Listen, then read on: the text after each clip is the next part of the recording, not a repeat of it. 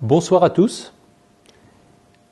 J'avais intitulé voici quelques années un fascicule « Bienvenue dans la crise du monde ». Je crois que le titre est toujours d'actualité. Bienvenue dans la crise du monde, donc en ce début de 2012 qui peut nous réserver toutes les surprises.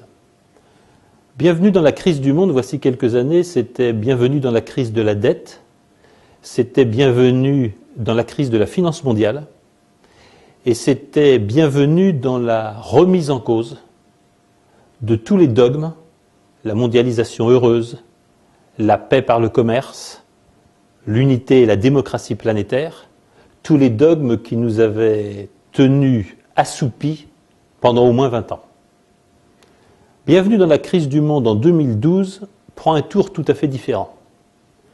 Pas seulement parce que la politique s'est réveillée, pas seulement parce que la quête par les peuples de leur autonomie sort des sentiers et des sillons battus, c'est le principal enseignement du printemps arabe, pas seulement parce que une finance mondiale à bout de souffle essaye de trouver les moyens de sa survie et de sa reprise de contrôle. L'élément déterminant ce début 2012, c'est probablement le changement d'objet de la finance de marché et pour le dire tout net, le redéploiement des marchés et de la finance sur des territoires où ils n'étaient pas attendus. Depuis 20 ans, le champ de manœuvre de la finance de marché, c'était la dette des États et c'était les monnaies.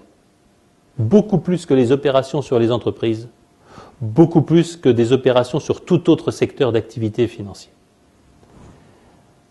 En 2011, nous avons commencé à voir un redéploiement massif de l'activité de certains acteurs structurants, notamment des plus entreprenants et des plus aigus des hedge funds, vers les biens réels.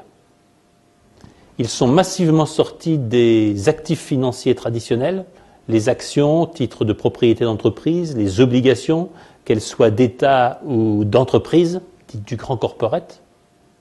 Ils sont largement sortis de tous les marchés financiers traditionnels pour se porter vers les terres arables, vers les droits d'exploitation des mers, vers les métaux précieux ou vers les minerais, et vers toutes sortes de catégories d'actifs qui n'entraient pas ou qui entraient très faiblement jusqu'ici dans l'activité des marchés financiers.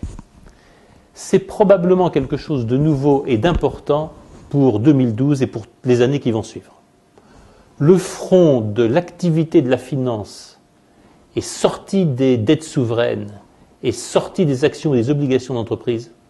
Il est en train de se déporter massivement vers les biens réels. Quelques exemples simplement, les grandes manœuvres stratégiques qui ont vu la Chine stopper, pour raisons géopolitiques évidentes, ses exportations de terres rares qu'à travers les gisements essentiellement situés en Mongolie, elle détient pour certains métaux dans le monde à 90%. 90% de certains métaux indispensables notamment à l'électronique de haut niveau et aux produits informatiques, 90% ont leur gisement en Chine et la Chine est capable à tout moment de bloquer les exportations, mettant par exemple l'industrie japonaise des composants à genoux. Cela a donné des idées. Cela a donné des idées comme a donné des idées l'augmentation du prix de l'énergie, le constat de plus en plus partagé que le pic pétrolier est probablement déjà derrière nous, c'est-à-dire que la plus forte production de pétrole avec une capacité à maintenir le même niveau de production à prix constant est derrière nous, nous l'avons déjà dépassé.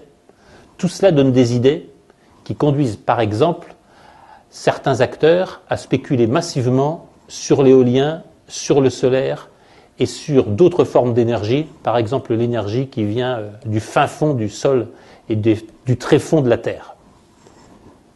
Autre forme d'activité financière, relativement inédite jusqu'à ces dernières années, la location de longue durée par baux amphithéotiques de terres arables, qui partout dans le monde est en train de prendre des proportions totalement inédites et quelquefois bouleversantes.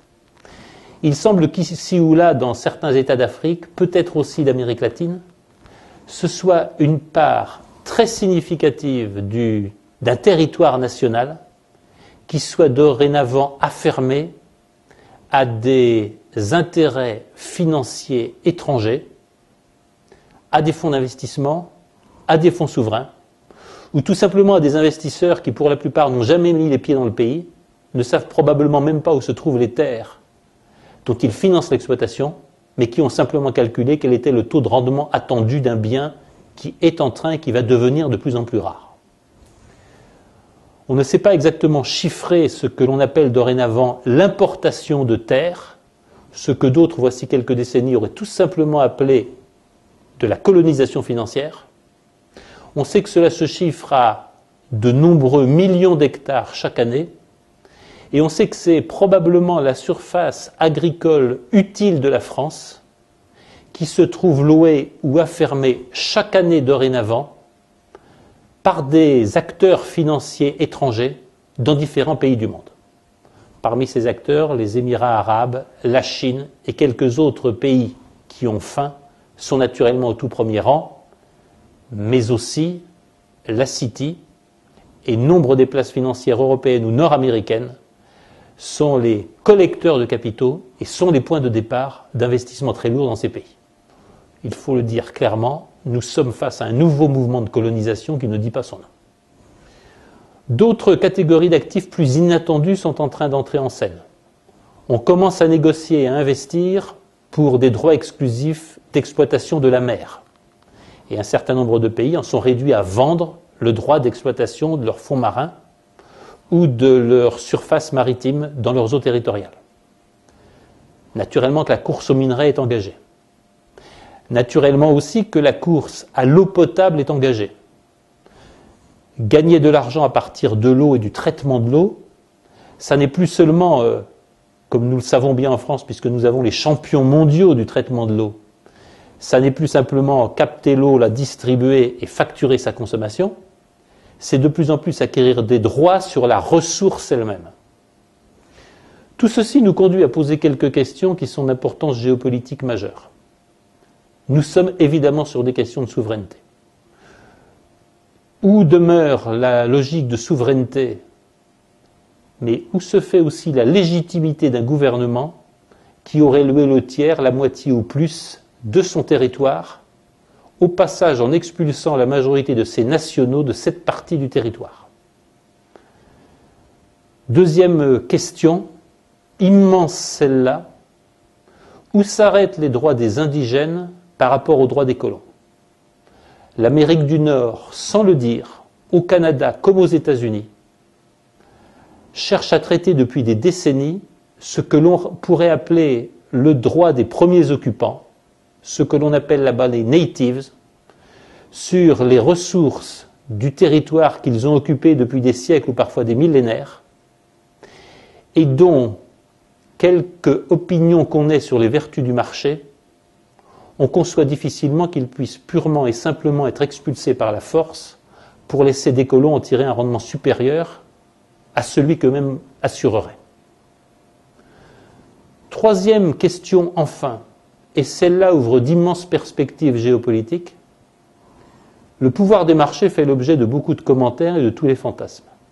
Le pouvoir des marchés financiers n'existe que parce qu'il y a des droits financiers et que ces droits financiers qui sont émis sur la terre, sur du foncier, sur des immeubles, sur des récoltes, sur des pêches, tout ce que vous voulez encore, ces droits financiers ne tiennent et ne sont négociables que parce qu'il y a un droit des sûretés qui les appuie et, in fine, une police ou une armée pour les faire respecter.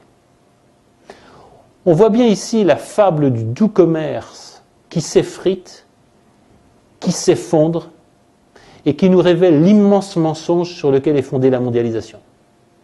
Le commerce, quand il s'apparente au commerce colonial, à la prise de gages, à la réduction en esclavage des populations locales, à la dépossession de leurs terres, de leurs eaux et de leur droit à vivre dans leur pays, des indigènes des territoires colonisés, peut conduire à la guerre parce qu'il intègre l'exercice de la violence pour le maintien dans le temps des droits financiers acquis. Nous sommes là probablement sur l'une des clés de la géopolitique à venir. Nous sommes sur une des clés des affrontements à venir. Ne rêvons plus. Le temps de la guerre entre les États est probablement passé.